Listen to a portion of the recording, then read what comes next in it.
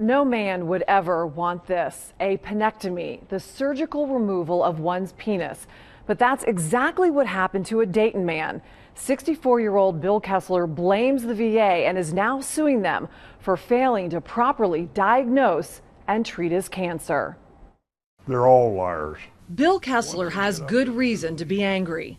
In 2010, the former Vietnam War Marine noticed a lump on his penis. And I went to my doctor, my primary care doctor, and he examined me and he says, well, I think it's just a cyst. This was a doctor at the VA? Right. And he said, don't worry about it, just keep an eye on it. And he says, if it doesn't go away, we'll look at it again. So Bill says several months go by. Well, then one turned into 2 lumps. And again, I showed it to him, or complained of it because it was starting to bleed. A cystoscopy was finally recommended, a procedure used to see inside your urethra. But Bill says he was told all the scopes at the Dayton VA were broken and sent out for repair. Then Bill says the VA tried to outsource the procedure to other medical facilities, but kept canceling the appointments. During this time, he says, a 3rd lump developed.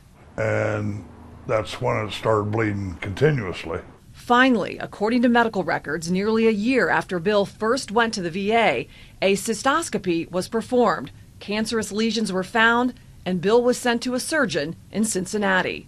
And Cincinnati took one look at it and said, no, that's got to go now. So they did a penectomy on me.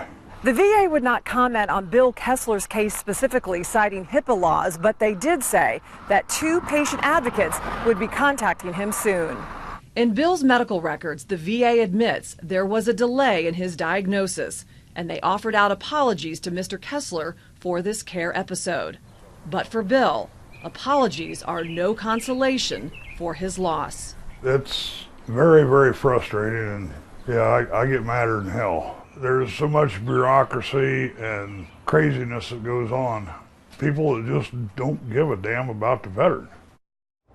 Now, we thank Mr. Kessler for sharing his very personal story. He says he did so to help so many vets who are suffering. He says he hopes to have reconstructive surgery one day. His claim against the VA is pending.